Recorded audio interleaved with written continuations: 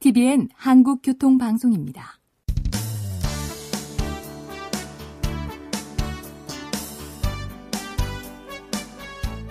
한문철 변호사의 교통사고 솔루션. 이 시간 진행의 한문철 변호사입니다.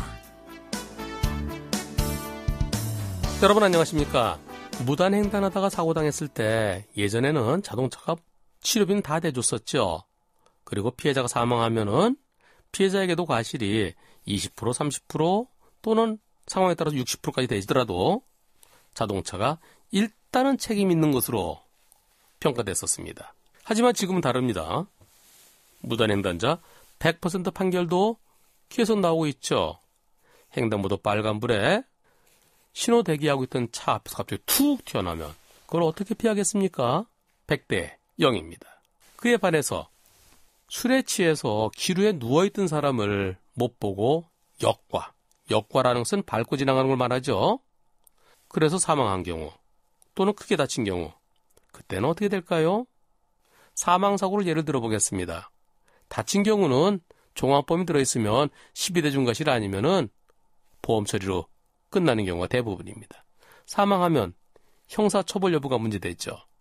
무단횡단하는 사람을 충격한 것과 술에 취해서 기루에 쓰러져 있는 사람을 충격한 거, 운전자 입장에서는 어느 게 피하기 힘들까요? 당연히 누워있는 사람이 피하기 힘들죠. 게다가 검은 계통의 옷을 입고 있으면 아스팔트 위에 안 보입니다. 무단횡단일 때도 100대 0이 계속 나오고 있는데 아스팔트에 누워있으면은 그럼 당연히 100대 0이겠지? 운전자에겐 잘못이 없겠지? 이런 생각하실 겁니다. 그러나 그렇지 않습니다. 기루에 누워있던 사람 충격했을 때 사망하면 운전자 처벌되는 경우가 대부분입니다. 고속도로나 자동차 전용 도로는 그때는 처벌 안 받습니다. 하지만 일반 도로는 무단횡단자 잘못이 훨씬 더 크지만 운전자를 처벌합니다. 왜 그럴까요? 앞을 잘 보면 보인다는 거죠.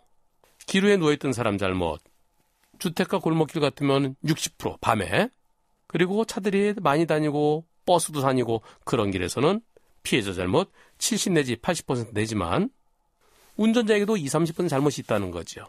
그래서 운전자도 처벌받습니다. 운전자는 항상 앞을 잘 봐야 되고요. 요즘같이 연말에 술 드셨을 때 집에 가서 주무세요. 기루에 주무시지 마시고요. 본인도 죽고요. 가족은 어떻게 됩니까? 술 좀 줄이십시다. 오늘은 여기까지입니다. 고맙습니다.